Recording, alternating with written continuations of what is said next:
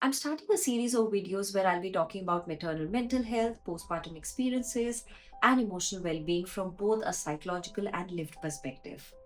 Now, this video is for anybody who has ever felt unsure, invisible, overwhelmed after becoming a parent.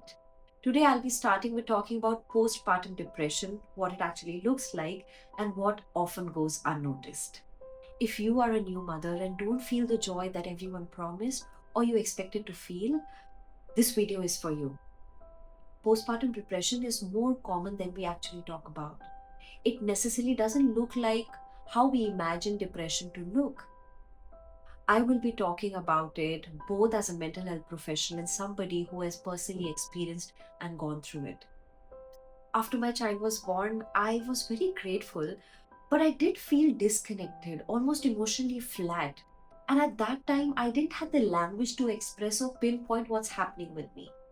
Now, maybe I thought it's normal because I was a first time mother, but as a professional, I knew something felt off.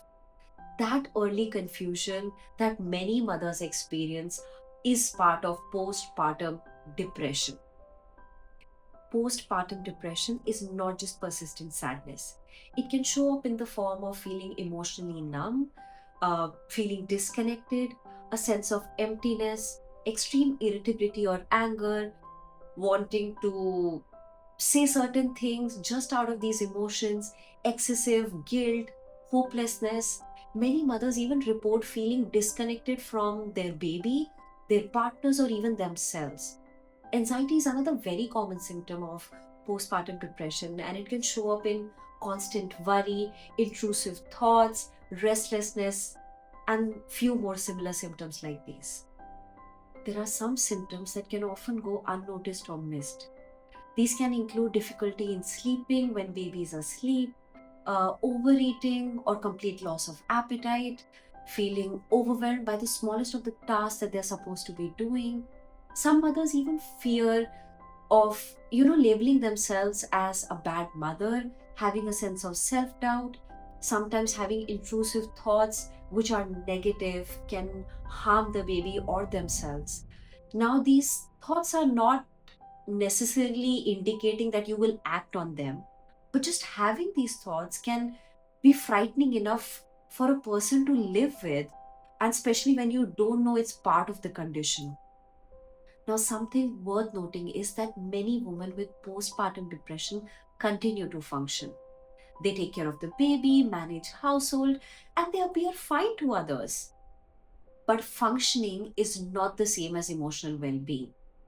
Silently suffering is the major reason why postpartum depression goes unnoticed. It develops due to biological, psychological, and sociocultural factors.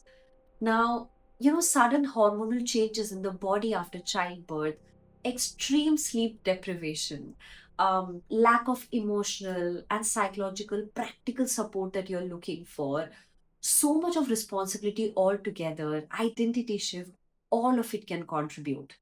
Now, it's important for us to understand it's not a personal failure or a sign of weakness. It is just an outcome of a prolonged feeling of overwhelmingness. Now, if these symptoms that we talked about in the video last longer than 2 weeks, they're only getting worse with time, and you feel like your functioning is also starting to get affected, it's time to take this seriously.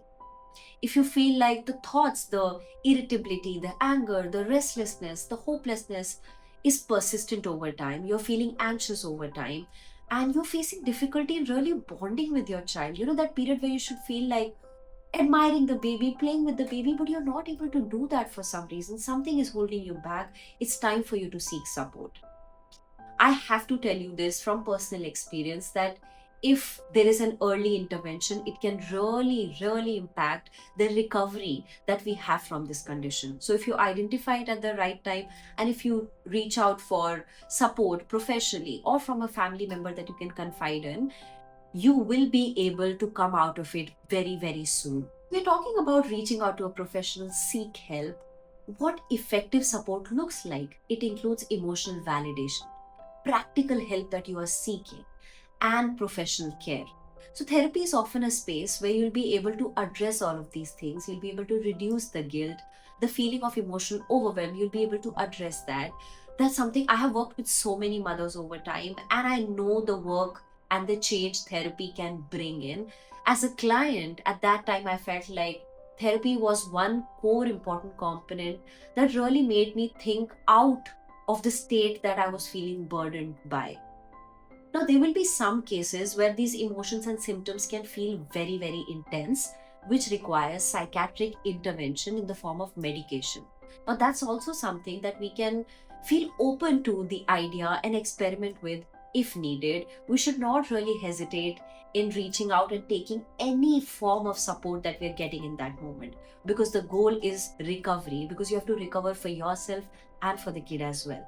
If I talk about myself, things began to change when I stopped minimizing what I was experiencing and allowed myself to receive support.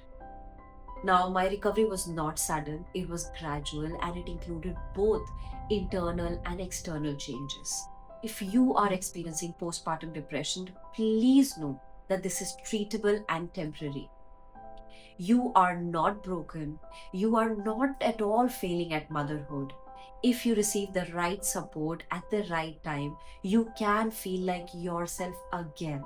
I feel sharing my experience and this information was necessary because postpartum depression thrive in silence. If you feel this video made you understand yourself better, or it can help somebody else to really make sense of what they are going through, feel free to share it with them. Support is available, and you deserve the care too, as much as the baby does. And if you have any more questions, put it in the comments, and I'll be happy to answer and support you in the way that I can.